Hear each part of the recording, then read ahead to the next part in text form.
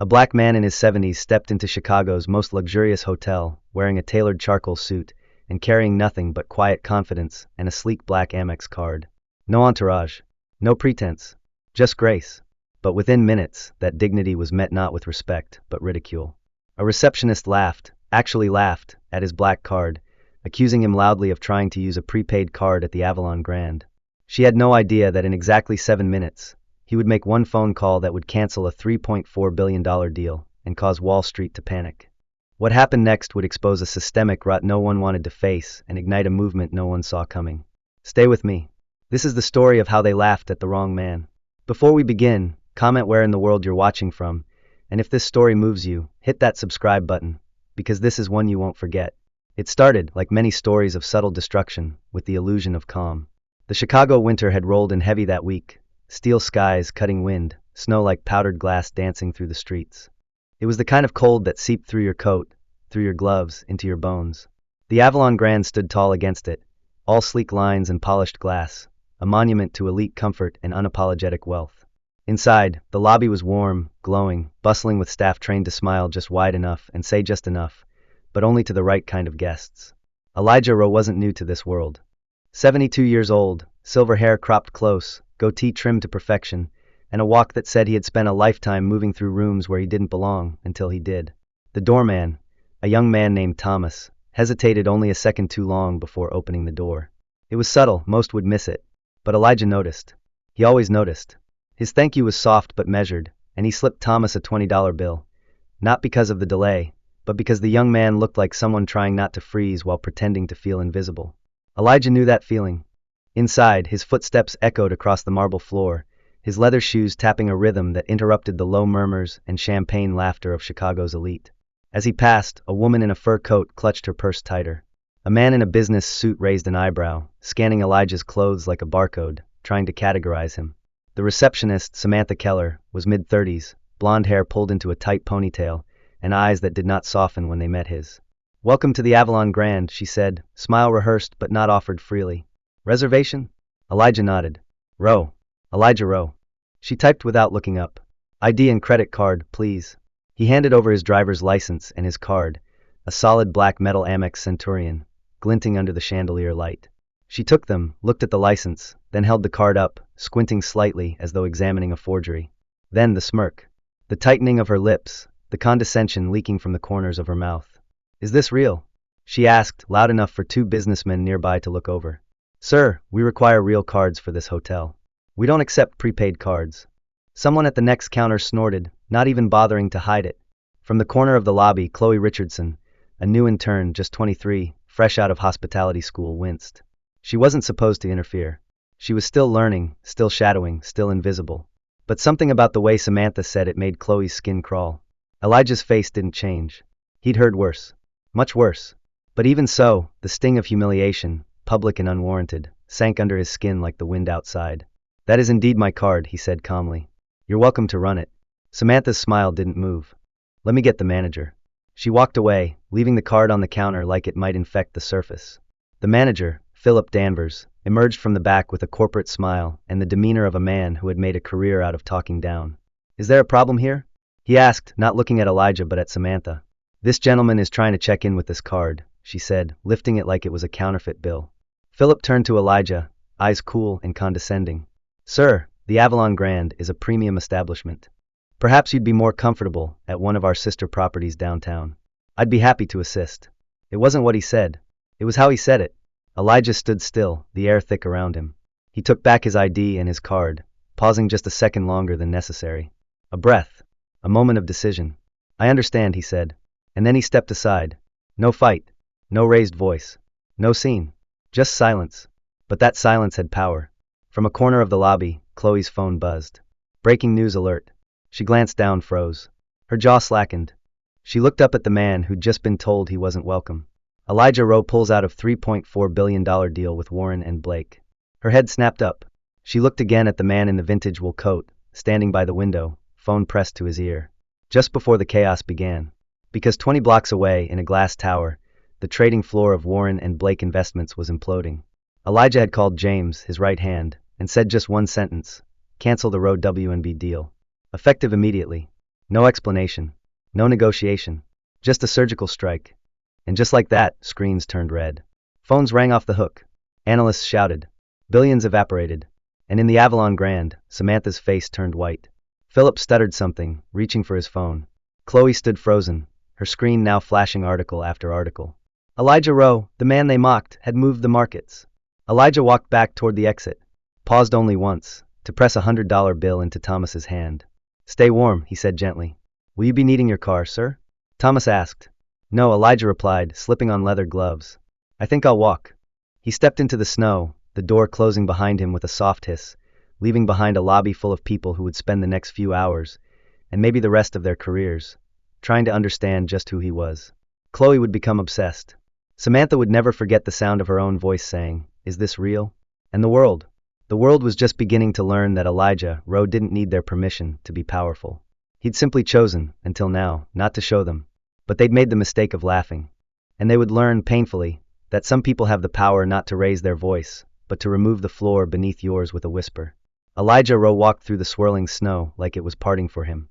There was no rush in his stride, no anger in his posture, only the silence of a man who had seen this before. The world around him was spinning in headlines and market alerts, but for Elijah, the cold wind on his face brought back a very different memory. The Alabama heat of 1957, thick with sweat, red clay, and something far more oppressive than the southern sun. He had been 15 then, shining shoes outside Harlan's diner on the white side of town, back when signs didn't pretend to be polite. The worn leather box strapped around his shoulder held brushes, polish, and rags, but no illusion. White men dropped quarters and insults in equal measure, barely glancing at the boy who knelt at their feet. But Elijah always looked up. Not in defiance, he knew better than that, but in study. He listened to the way they talked about land, stocks, cotton futures. He watched how they folded their newspapers, how they carried confidence like it was sewn into their clothes. His mother, Elma Rowe, worked double shifts cleaning houses she could never afford to live in. She came home each night exhausted, her hands cracked and swollen, but she'd read to him by candlelight using old newspapers she found in trash bins. They can own your time, she used to whisper, but they don't get to own your mind unless you give it to them. One sweltering afternoon, while taking a long route home to avoid a group of boys who had chased him with slurs and stones the day before, Elijah stumbled upon a narrow alley where a crooked wooden sign caught his eye, Chen's Books. He'd never seen it before, and if he hadn't been walking slower than usual, he might have missed it entirely. The storefront was small, wedged between a pawn shop and a broken laundromat, the glass foggy and the bell above the door slightly bent. Inside, the air smelled of dust and old ink, a smell that would forever remind Elijah of the moment the world opened. Raymond Chun, a thin man in his 60s with round glasses and a soft but stern voice, looked up from his ledger. "Can I help you?" he asked, not unkindly. Elijah froze, expecting to be thrown out. "Just looking," he muttered. Mr. Chin nodded once and returned to his work. No warning, no suspicion. Just space.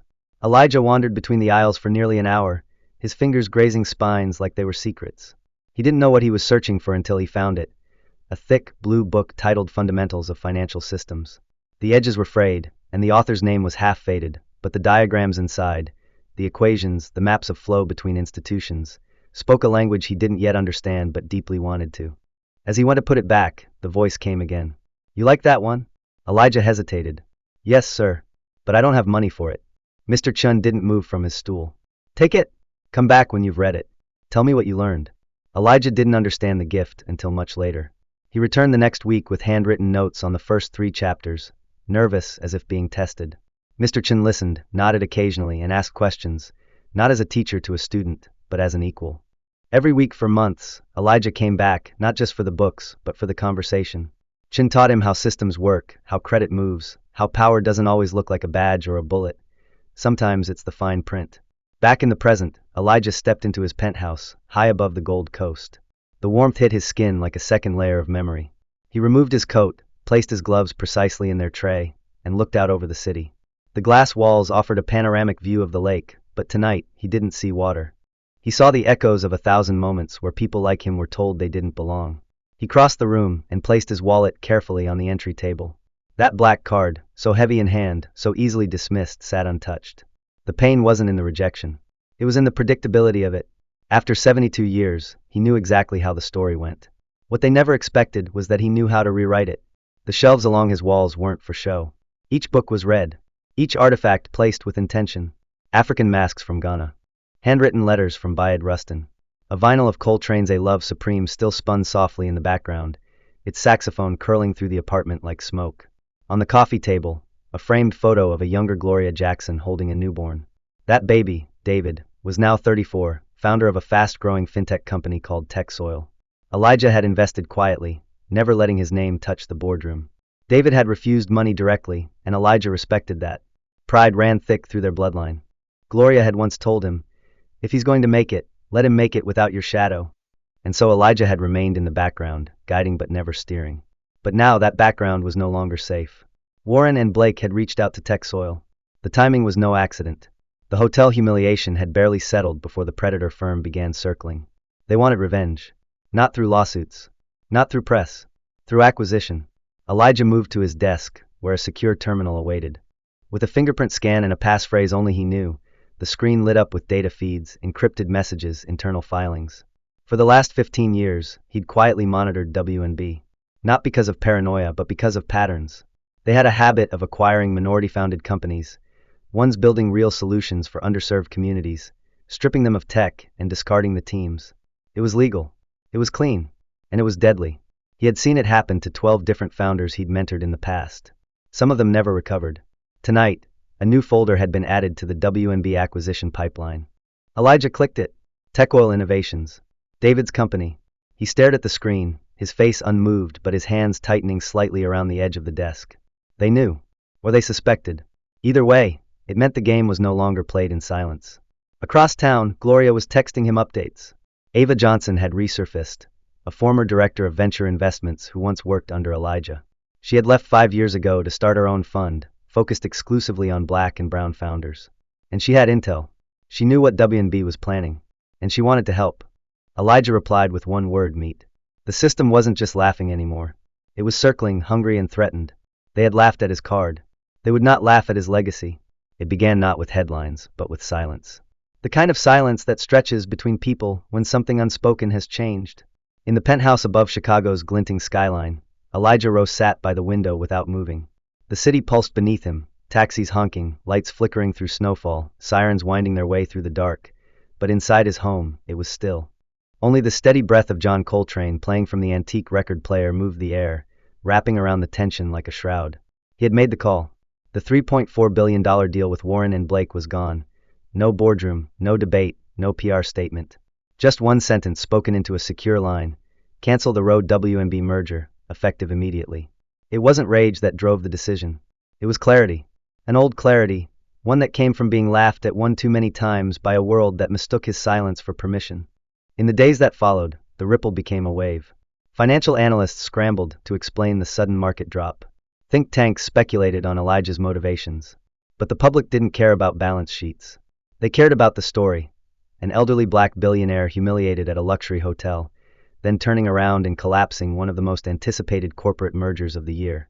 Videos of the hotel incident, leaked by a trembling intern named Chloe, circulated within hours. Threads appeared on Twitter, breaking down Elijah's background, piecing together his empire like forensic puzzles. Overnight, the man who had built his life in the shadows became the face of financial reckoning. But beneath the media buzz, something more dangerous was taking shape.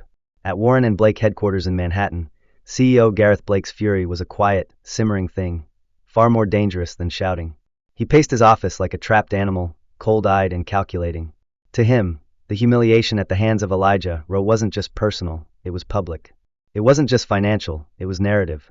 And narratives, he knew, were harder to kill than numbers. Find out everything about him. Gareth had ordered his deputy, Tanner Wilson, the same night the deal collapsed. Tanner, a sharp-jawed strategist with a reputation for weaponizing data, had obeyed. And now, 3 days later, he stood in the glass conference room on the 65th floor presenting a target. His name is David Jackson, Tanner said, tapping a finger against the screen. 34. Founder of TechSoil Innovations. Fast-growing fintech with a community-first platform. Venture-backed. Black-owned. And the son of Gloria Jackson. Gareth looked up. Gloria Jackson, he echoed slowly. COO of Rowe Enterprises for almost 40 years, Tanner confirmed. And Rowe's closest confidant. The room went still.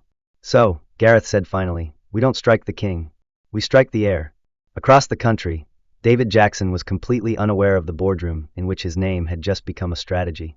He was in the middle of reviewing product feedback from their Atlanta beta launch, an overwhelmingly successful trial with community banks that had long been underserved by mainstream infrastructure. Tech Soil was not just a company. It was a mission. It had grown from his frustration with how modern finance continued to fail poor neighborhoods, especially black and brown communities. And it was succeeding. But David didn't know that his inbox was about to become a battlefield. An email arrived late that evening, innocuous at first glance. Subject line: exclusive funding opportunity. Sender: Tanner Wilson, Warren and Blake Ventures. David blinked at the name. His heartbeat changed rhythm just slightly. He didn't open it right away. He stared at it, lips pressed, thoughts racing. His company had pitched to dozens of firms over the past year. They'd faced rejections from 12, including 2 that hadn't even given him a meeting. Now, out of nowhere, the largest firm on Wall Street was interested. And it happened to be the same firm that had just lost a multi-billion-dollar deal to Elijah Rowe. He stood, walked to the kitchen, poured a glass of water, and didn't touch it. He called his co-founder, Marcus. "You're calling me at 10 p.m. to talk about a funding email?" Marcus asked, half laughing. "From Warren and Blake," David replied. The laughter stopped. "No," Marcus said immediately. "I don't like it. It's just an email." "No," Marcus repeated. "It's a harpoon wrapped in sugar." But David was already clicking. The email was warm, professional, and flattering. It outlined interest in TechSoil's platform, praised the Atlanta pilot, and proposed an initial meeting in Aspen the following weekend at a private tech summit. All expenses paid. "This feels like bait," Marcus said over the phone. "We're not desperate for funding, and they don't invest small unless they're trying to eat the company." David didn't disagree. But part of him, the part still hungry for recognition, still tired of pitching to empty rooms, wanted to at least hear them out. He told Marcus he'd think about it. Then he called his mother. Gloria answered on the third ring. "David," she said, warmth in her voice. "How's my brilliant son?" He told her about the email. There was a pause. "Warren and Blake," she said carefully. "They reached out now. You think it's connected?" "I think nothing about them is accidental," Gloria replied. "Have you told Elijah?" "I'm not a child, Mom," David said, sharper than intended. "I'm not saying you are," she said softly. "I'm saying this isn't just business anymore. It's blood." David didn't sleep that night. The next morning, he received another message. This one wasn't from a venture firm. It was a text from an unknown number. "If they're circling you, it's not about you. It's about who raised you. You need to know what's really happening. Meet me. Tomorrow. 8 a.m., Sonder Coffee. Come alone." The sender signed off, Ava Johnson. David froze. The name was vaguely familiar. He Googled her. Former director of investments at Rowe Enterprises. Now founder of her own fund. Known for hard lines, clean deals, and walking away from firms that played dirty. The next morning, he went to the cafe. Ava was already there, laptop open, files spread. She didn't waste time. "They want you because you're vulnerable," she said. "Not because your company is weak, but because you're proud. You've refused your family's help. That makes you unprotected in their eyes." She slid a folder toward him. Inside were reports, charts, testimonials. 18 companies, Black and Latino founded, acquired by W&B in the past 10 years. 15 dissolved. 3 gutted. "They'll offer you a beautiful term sheet," Ava said.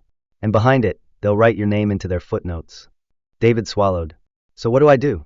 Ava leaned in. "You remember who you are. You remember why you built this company. And you don't let the people who laughed at your father buy your future with a smile." David looked down at the folder, then back at her. His voice was quiet, but certain. "Then let's make sure they laugh at the wrong person. Twice." The snow had not stopped. It floated like ash across the Chicago skyline, silent, persistent, indifferent to the chaos building just beneath it. Inside the TechSoil offices, the warmth was deceptive. The lights hummed low in the open concept space, monitors flickering with code, analytics dashboards, and market data feeds. But the tension was thick, almost physical, pressing against David Jackson's shoulders as he stared at the email Tanner Wilson had just sent. It wasn't just an invitation anymore. It was a full itinerary. Private jet to Aspen, exclusive venture summit, scheduled fireside chat with Gareth Blake himself. David scrolled through the PDF, noting every luxury detail: the 5-star accommodations, the private chef experiences, the investor-founder intimacy sessions. It was seductive in the worst way, a glittering maze with teeth. His co-founder Marcus leaned over the edge of his desk, reading the itinerary upside down. "This is not normal," he said flatly. "You don't bait startups like this unless you already decided they're the target. You're not being courted, David. You're being trapped." David exhaled slowly but said nothing. Because deep down, he already knew that. He had known since the moment Ava Johnson slid that folder across the table. He just hadn't admitted it to himself. What disturbed him now wasn't just W&B's interest. It was the precision. They had done their homework. They knew his cap table, his expansion plans, his growth metrics. They had read his personal interviews, quoted him back to himself. And they were pressing on the one fault line he hadn't yet reconciled, his pride. The very thing that had driven him to build Tech Soil without help from Elijah or Gloria was now being used as leverage against him. Later that night, he found himself standing outside Gloria's apartment. He hadn't called ahead. Just showed up. She opened the door in slippers and a turtleneck, one eyebrow raised. Did you sign something? No, then come in. They sat in her kitchen, 2 mugs of tea between them, no small talk. Just a lifetime of unspoken history, suspended in the space between words. They're targeting me, David said finally. Because of Elijah. Gloria didn't flinch. Of course they are. Why didn't he tell me sooner? Because he wanted to protect you. Like he always does. Like I used to do. But there's no hiding now, is there? David looked at her, the lines in her face more pronounced than usual, as if this fight had already aged her in ways he couldn't yet see. You always protected me, he said softly. Even when I didn't want you to. Especially then, she whispered. Because you were trying to prove yourself. But proving yourself doesn't mean standing alone. It means knowing when to stand with the people who've already bled for the path you're walking. David sat back, silent. He didn't want to say it aloud, but it was there, in the pit of his stomach. He had become a symbol. A proxy war between an old enemy and a man who never fought his battles in the open. He wasn't sure he was ready for that weight. He wasn't sure he had a choice. The next morning, David received a call from a blocked number. A woman's voice. Calm. Precise. Mr. Jackson, this is Leah Warren. He nearly dropped the phone. You're Gareth Blake's daughter, he said without thinking. Yes. And I'm calling without his knowledge. I've read the materials Ava Johnson gave you. I need to speak with you in person. Today. David hesitated. Why? Because I believe you're about to walk into a room where the deal has already been made, without you. And because I've seen what my father does when he's cornered. You deserve to know what you're really up against. They met in a quiet cafe near Millennium Park. Leah arrived wearing a simple gray coat, hair pulled back, no makeup, no security detail. She looked more like a graduate student than the executive vice president of one of the most powerful firms in the world. But when she spoke, every word landed with precision. You were added to our internal acquisition pipeline 3 days ago, she began. Not as a prospect, but as a contingency. Contingency for what? David asked.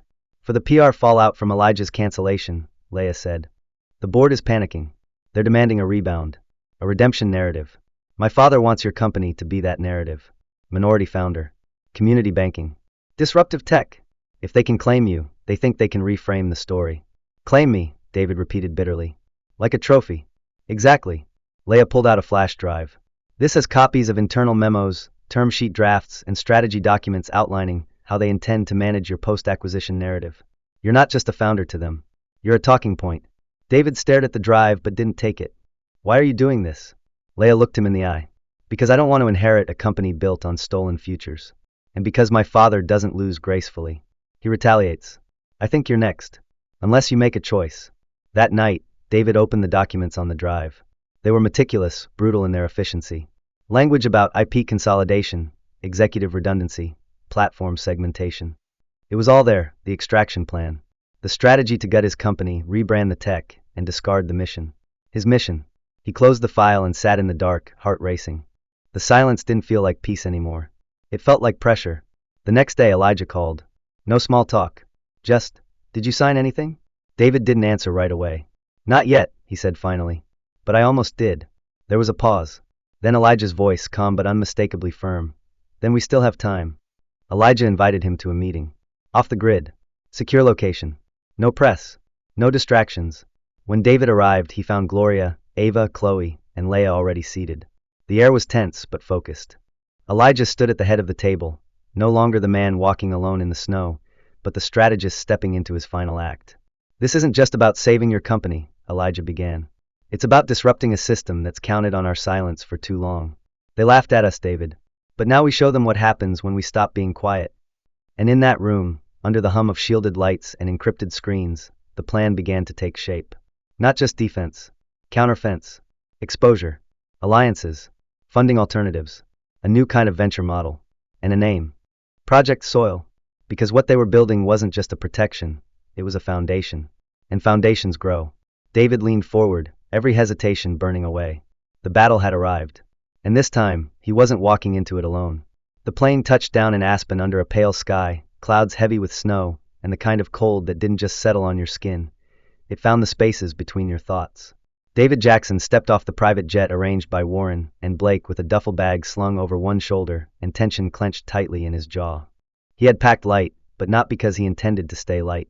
Everything he carried now was strategic, purposeful, intentional, even the silence. Especially the silence. From the moment he entered the lobby of the Aspen Vista Lodge, an exclusive resort tucked into the pine-drenched mountains and favored by the finance elite, he recognized the game unfolding. Smiles that didn't reach the eyes. Eye contact held just a little too long. Words that pretended to be curious but were really checking his readiness to be devoured. Tanner Wilson greeted him at the registration desk with a practiced charm. "David, welcome. We've been looking forward to having you." David shook his hand but didn't smile. "I'm sure you have." Tanner gave a small chuckle as if they were already old colleagues. "I'll show you to your suite. You're on the 5th floor, best view in the place. And don't worry, we've got a quiet fireside chat scheduled tomorrow morning. Just you, Gareth, and a few of our senior partners. No pressure." "No pressure," David echoed, already scanning the hallway for exits, security cameras, and anything out of place. He had watched Elijah operate long enough to know, real power never announced itself. It just waited for its moment.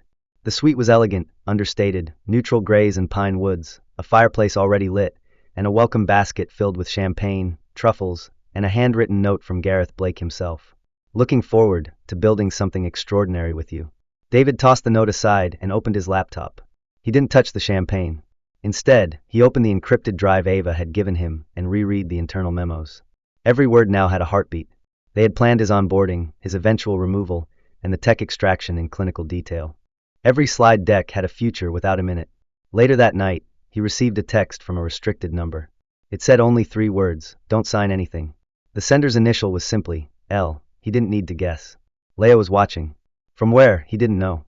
But she was risking something far greater than he was. The next morning, snow blanketed the lodge like a white lie. Smooth. Untouched. Deceptive. In the private dining room, David met Gareth Blake for the first time. The man was as commanding as his reputation suggested.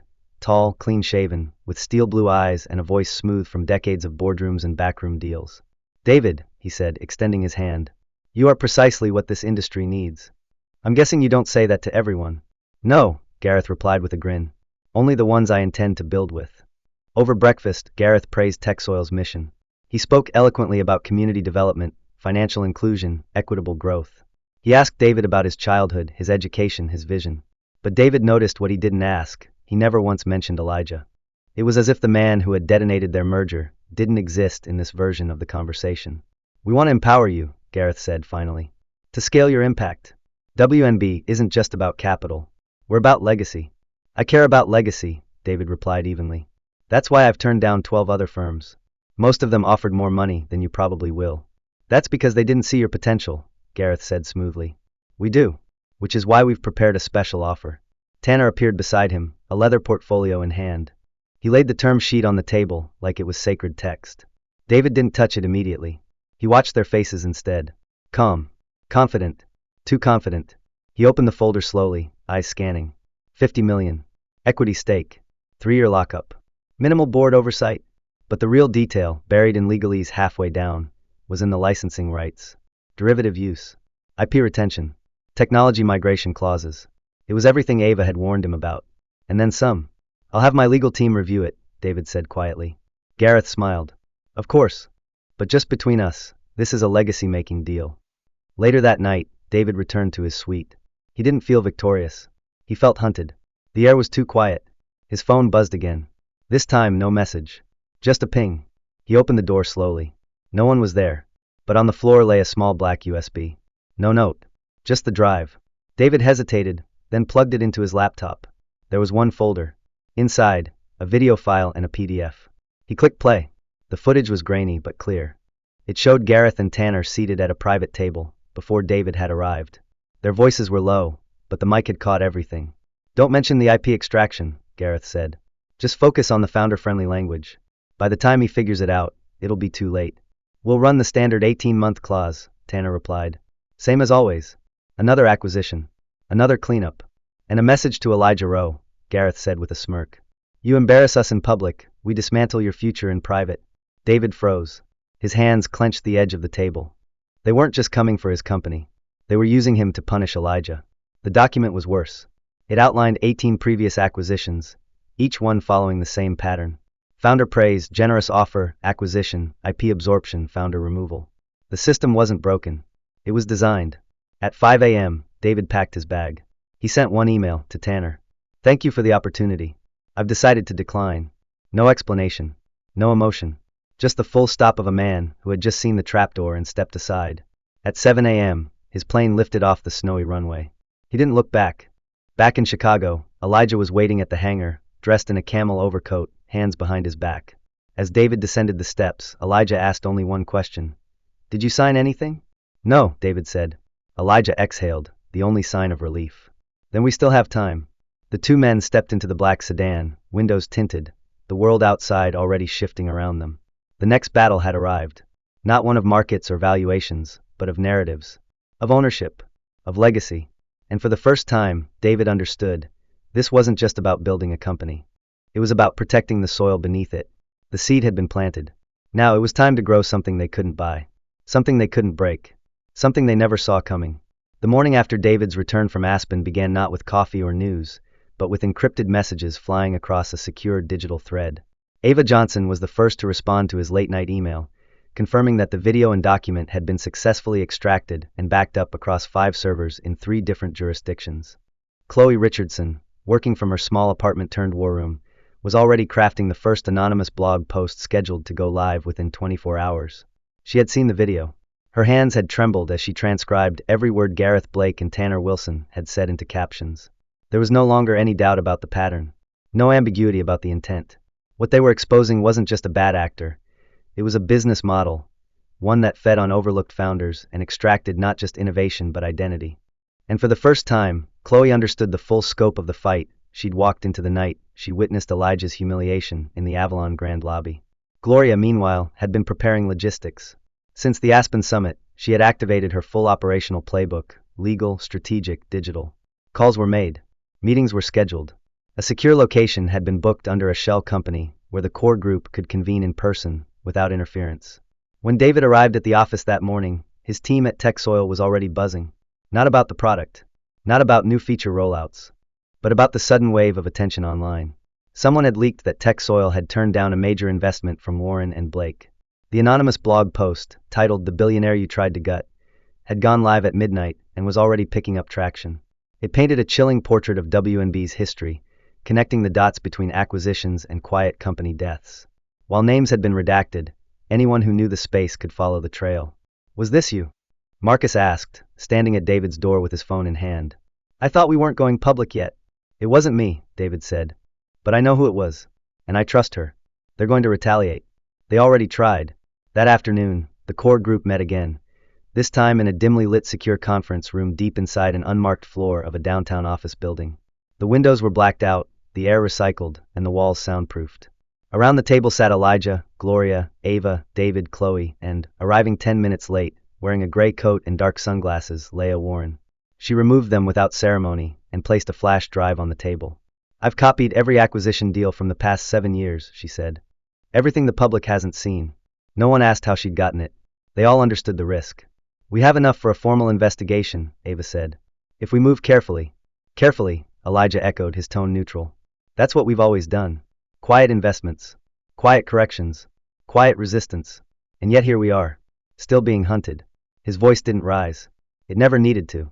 But the energy shifted in the room. This time, he continued, we don't do it quietly. We do it structurally. We don't just survive their system. We build a better one beside it, and then bury theirs with proof. That was the moment the idea crystallized. A new firm. Not a reactionary movement. Not just legal action. A direct competitor. Equal capital. Transparent terms.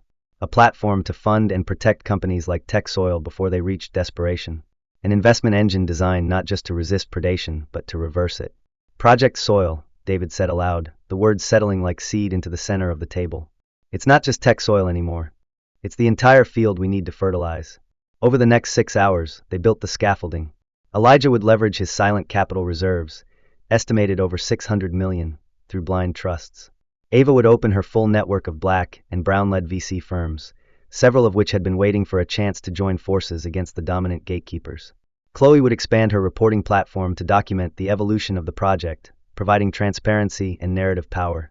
Gloria would serve as interim COO, handling operations, vetting legal counsel, and coordinating data security. And Leia, still inside Warren and Blake for now, would serve as their ghost, feeding intelligence and protecting them from the next play her father and Tanner would make. "There's one more thing," Elijah said before they adjourned. He pulled out a thick brown envelope and slid it across to Gloria. Inside was a single-page contract and wire authorization form. "I want Project Soil to be majority-owned by its founders," he said. "I'm not doing this for control. I'm doing it because we never got a fair start. This is me handing it back." Gloria read the form. Her breath caught when she saw the amount. "Elijah, no strings. No oversight. No legacy name. Just the soil. That's all I care about now." She looked up at him, eyes glassy, and said nothing, because she knew words wouldn't hold this moment. Meanwhile, the world outside continued spinning. On the surface, nothing had changed. Stocks ticked up and down. Emails were exchanged. Meetings scheduled. But underneath it all, a fracture had opened. That night, Chloe published the second blog post, this time not anonymously. She attached her name to it. She described what she witnessed at the Avalon Grand, named Elijah, and included images from the leaked video. Her post ended with a single line: "We keep asking for seats at their table. Maybe it's time we build our own." The next morning, her phone wouldn't stop buzzing. Media requests, interviews, threats, praise. She was trending. She was vulnerable. And she was not alone. Ava sent a private car to escort her to a safe location. Meanwhile, David made the final call to his team. He gathered his engineers, his analysts, his operations leads. Told them the truth. The full story. "We built TechSoil to empower people left out of financial systems," he said. "Now we're being offered funding by one of the very institutions designed to keep those systems broken. And they expect us to be grateful. We're not taking their money. We're building something different." The room was quiet at first. Then one by one, the team nodded. "We're with you," Marcus said, arms folded. "Wherever this goes." That afternoon, David formally declined W&B's term sheet via an open letter published through TechSoil's website. It was concise, respectful, and devastatingly clear. It cited specific ethical concerns, predatory acquisition history, and a refusal to compromise on mission. Within hours, the story was picked up by major tech publications. Within a day, it was national. That night, Elijah watched from his penthouse window as the headlines changed. Black founder rejects Wall Street offer, chooses legacy over liquidity. Project Soil, the rise of an ethical investment network. He didn't smile. Not yet. There was more to do. But he opened his journal, the one he had been writing for decades, and wrote a new line beneath that day's date. "This time they won't laugh." He closed it gently and turned back to the city, where the roots were starting to grow. It began with footsteps echoing through a marble corridor, steady, intentional, heels striking against wealth like punctuation. The Warren and Blake annual shareholders meeting had always been a meticulously curated event, but this year, the tension hung in the air like a low electrical hum. Manhattan's financial press had staked out the perimeter. Protesters stood just beyond the barricades holding signs with phrases like "more than the card" and "no extraction without representation." And inside the skyscraper, beneath glimmering chandeliers and polished stone columns, the people who had always benefited from silence were now gathered in anxious anticipation of a reckoning. In Chicago, the core team watched everything from Elijah Rowe's penthouse, where sunlight streamed in across the hardwood floors and silence gripped the room like reverence. David stood with his arms crossed, jaw set. Chloe typed furiously on her laptop, already preparing captions for the live stream. Ava and Gloria sat side by side, phones silenced but screens alight with encrypted messages. Elijah stood slightly apart from them all, as always, watching with eyes sharpened by decades of knowing how power moved. Then it happened. The screen flickered to show Gareth Blake stepping up to the podium in the conference hall. He was composed, dressed in a bespoke navy suit, voice clear and commanding. "Warren and Blake," he began, "has always been at the forefront of innovation, market strategy, and financial growth. But with growth comes scrutiny." His tone carried the practiced calm of someone who had delivered bad news in beautiful packaging for years. "Recent narratives, some true, some exaggerated, have painted our firm in an unflattering light. Let me be clear, we have never discriminated. We acquire companies based on potential, not demographics." In Elijah's penthouse, no one spoke. They simply watched, because they all knew what was coming. "And I remain confident," Gareth continued, "that with the right leadership, experienced, tested, fearless, we will weather this storm and emerge even stronger." That was the signal. That was his pivot to regain control. He was laying the foundation for a surprise return, a reinstallation as CEO under the guise of stability. He smiled at the room as if he'd already won. "I ask that today, you vote to reinstate me as Chief Executive Officer of this firm, not because of legacy but because of the future." Applause followed, but scattered, polite, uneven. And then came the counter. A man in a gray suit stepped to the front of the stage, holding a remote. The screens behind Gareth shifted to display a live video feed. There, from over 1,000 miles away, Elijah Rowe appeared, standing in front of the windows in his penthouse, Lake Michigan stretching behind him like a horizon forged by patience and war. "Good morning," Elijah said, his voice deep, deliberate, and unshaken. "Many of you don't know me, but I know this room. I know what it's built on." You could hear the murmurs ripple through the hall. "You may remember me as the man who canceled a $3.4 billion merger 2 weeks ago," Elijah continued. "But that's not the story. That was just a sentence. This is the story." He told them what happened at the Avalon Grand, the smirk, the dismissal, the laugh. But he told it not with anger, but with clarity, the clarity of a man who had lived through systems designed to erase him, and survived long enough to rewrite the rules. "What happened in that lobby wasn't new," he said. But the response was. He outlined the acquisition patterns, the predatory deal structures, the systematic gutting of minority-owned companies. And he named names. Not all of them. Just enough. Enough to make the silence in the conference hall become stillness. Not fear. Not outrage. Just stillness. The kind that comes before a structure starts to crack. Then Elijah finished. "This isn't about revenge. It's about reform. And I ask that you not reinstate Mr. Blake, not for my sake, but for your own. Because you cannot build a future while clinging to a model built on extraction." The feed cut. The room remained hushed. Then another voice. "If I may." Leah Warren stepped forward. Not on a screen. Not on Zoom. In person. She walked calmly to the front of the room, past her father, who stared at her as if trying to will her into silence. But she didn't flinch. She turned to face the shareholders. "I've worked inside this company for over a decade," she said. "I've seen the inner workings. I've watched brilliant founders get praised in boardrooms and then erased in spreadsheets. What you saw today is not fiction. It is the architecture of how we've grown. Efficient. Profitable. But broken." She placed a small flash drive on the podium. "On this are internal documents that show exactly how acquisitions were structured, how founder exits were engineered, and how technology transfers were buried inside legal clauses." A whisper spread like wildfire. "I will not be silent while this firm consumes another generation of entrepreneurs," Leah said. "That's why I've accepted the board's nomination as interim CEO, and why I'm asking for your vote." It was audacious. It was dangerous. And it was the truth. In Chicago, the room remained silent for a long moment before Ava whispered, "She did it." The votes were tallied. 62% in favor of Leah. Gareth's face didn't change, but his posture collapsed by degrees. And then, almost poetically, an SEC official entered the frame at the back of the hall. Gareth's name was quietly called. And he was escorted out, not by force, but by process. Later that evening, back in Chicago, the Project Soil team convened again. They had expected retaliation. Instead, they had victory. At least for now. The news networks were calling it a turning point in ethical venture practices. Tech magazines were dubbing it a power shift. But inside Elijah's penthouse, there was no celebration. Just quiet work. Phones ringing. Messages buzzing. Plans building. David sat at the head of the table now, not because of hierarchy, but because of momentum. "We have over 300 founder applications in just 4 days, Gloria reported. Most of them from underfunded markets. Atlanta, Detroit, Baltimore, Oakland. And over 80 qualified LPs have reached out since Chloe's second report," Ava added. "We're past 700 million committed." "This isn't just momentum," Elijah said, watching David. "It's a movement. But movements collapse without structure. So we make this concrete. Transparent. Immutable. Then we announce," David said. "Full public launch. New site. New leadership. Full list of partners. And a name," Chloe said. David nodded. "Not just Tech Soil anymore. This is Project Soil. For the builders. The disruptors. The ones they thought wouldn't last. And the ones they tried to erase," Ava added. Elijah opened his journal again. Wrote a single line. "Sometimes silence builds an empire, but a single voice can set the sky on fire." They would announce in 48 hours. And the world wouldn't be ready. The air in the Atlanta Convention Center was thick with anticipation, not from the heat, but from the friction of ideas, power, and legacy converging in one place. Rows of folding chairs were filled with venture capitalists, startup founders, activists, journalists, and students, many of them black and brown, many of them used to sitting in the audience, now ready to take the stage.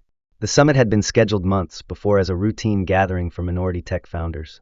But after Project Soil's launch, the organizers changed everything. They cleared the keynote slot, called David Jackson directly, and said, "This isn't just a tech talk anymore. It's a reckoning. We need you to lead it." Backstage, David stood in silence, glancing at the digital countdown on a monitor. 30 seconds. He adjusted his collar and exhaled slowly. This wasn't just a speech.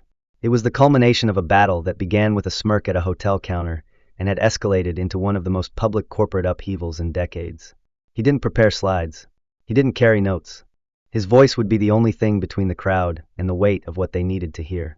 When his name was called, the applause began before he even stepped into the light. He walked onto the stage not like a savior or a celebrity, but like a son who finally understood the inheritance left for him, earned not in dollars but in defiance. He stood at the podium, took a breath, and began. My name is David Jackson. Some of you know me as the founder of TechSoil. Some of you know me as the son of Gloria Jackson, COO of Rowe Enterprises. But what most of you don't know is how close I came to becoming just another acquisition. He let the words settle, felt the stillness ripple through the room. 3 weeks ago, I sat in a luxury lodge in Aspen across from men who smiled at my mission while quietly plotting how to erase it. They praised my vision while preparing to strip it, sell it, and replace it with their own. And they expected me to say thank you. Murmurs spread. Heads nodded. Everyone in the room had felt it before, the patronizing praise, the predatory interest wrapped in compliments. But I didn't sign, because someone once told me, don't let them laugh you out of your future. Elijah, sitting in the front row, didn't move. But his eyes met David's for a fraction of a second, and something unspoken passed between them, approval, pride, warning. What I discovered wasn't just one bad deal, David continued. It was a pattern. Dozens of companies like mine. Dozens of founders who looked like us, sounded like us, built for us, gone. Acquired, dissected, and discarded. Legal on paper. Predatory in practice. And no one said anything, because the system wasn't broken. It was working exactly as it was designed to. The room leaned in. We're told to prove ourselves. To bootstrap. To pitch with perfect decks and perfect metrics. And when we do, they still tell us. Almost. Not yet. Not quite a fit. And then they fund someone who's never been in our neighborhoods to build apps that don't serve us. A wave of applause broke through. People were standing now, slowly, like a rising tide. That's why we built Project Soil. Not as a protest, but as a platform. Not just for capital, but for clarity. We raised over $700 million in 3 weeks. We've already funded 30 companies. No predatory terms. No equity seizures. No mission drift. He paused. But we're not here to beg for inclusion anymore. We're here to build the new standard. He stepped back. The crowd erupted. Not polite applause. A full-throated eruption of relief, vindication, and fire. Founders ran to the stage after him. Journalists chased him through the halls. And backstage, Elijah waited quietly, his cane resting by the wall, watching the future unfold with a stillness earned from years of waiting. You spoke like a man who's buried his fear, Elijah said when David finally reached him. Fear never goes away, David replied. But purpose speaks louder. That night, the headlines were immediate. Project Soil declares war on old capital. A new era of ethical venture begins in Atlanta. But the next move came faster than anyone anticipated. At 3:17 a.m., Chloe's phone buzzed with a notification. An anonymous Dropbox link. Inside, internal footage from Warren and Blake, recorded a year earlier. Gareth Blake, laughing at a dinner table, describing how diverse founders make great mascots until you finish the harvest. The video hit every channel within hours. It was undeniable. The public turned viciously. Influencers, celebrities, politicians, everyone condemned it. Leia, now officially interim CEO, issued a formal apology and announced sweeping reforms. But it wasn't enough. The SEC, already armed with Leia's earlier evidence, moved swiftly. Tanner Wilson was arrested at a private airport trying to leave for Singapore. Gareth Blake was served with subpoenas at his estate. W&B's board voted to freeze all pending acquisitions, and 5 class action lawsuits landed within the week. Meanwhile, Project Soil grew. In its first month, it received over 3,200 applications. 72% of those companies were Black or Latino founded. One was a fintech platform for undocumented families. One was a logistics startup run by formerly incarcerated women. One was an AI tool designed to eliminate racial bias in hiring. Ava expanded their network to Lagos, Sao Paulo, and Mumbai. Gloria created an internal audit process to track not just returns, but community impact. Chloe launched Clarity Media, a full-scale investigative newsroom. And David visited the vacant storefront in Chinatown, where Elijah first found a finance textbook as a child. With his own capital, he purchased the building. They broke ground on the Oz Chun Learning Center 2 weeks later. Free financial literacy courses, legal workshops, business incubators for overlooked teens, and on the cornerstone, etched in steel, don't let them laugh you out of your future. In late spring, the Avalon Grand Hotel hosted a quiet press conference. A new general manager. A new code of conduct. A new initiative to support Black-owned vendors. Elijah didn't attend. He sent a letter. Symbols are easy, it read. Systems are harder. Focus on the latter. At Project Soil's first annual meeting, they stood together again, David, Gloria, Ava, Chloe, and even Leia, who now wore the title of CEO not as a defense, but as a promise. The work wasn't finished, but it had begun. David stood at the same podium, now surrounded by hundreds of funded founders. We were told the soil wasn't fertile, he said. We proved otherwise. We were told capital doesn't care about equity. We gave it a conscience. We were told we needed permission. We realized we never did. The room erupted again.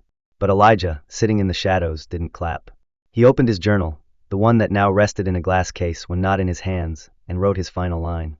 We planted it. They watered it. Now let them grow. And with that, he closed the book. Not because the story had ended, but because it had been inherited.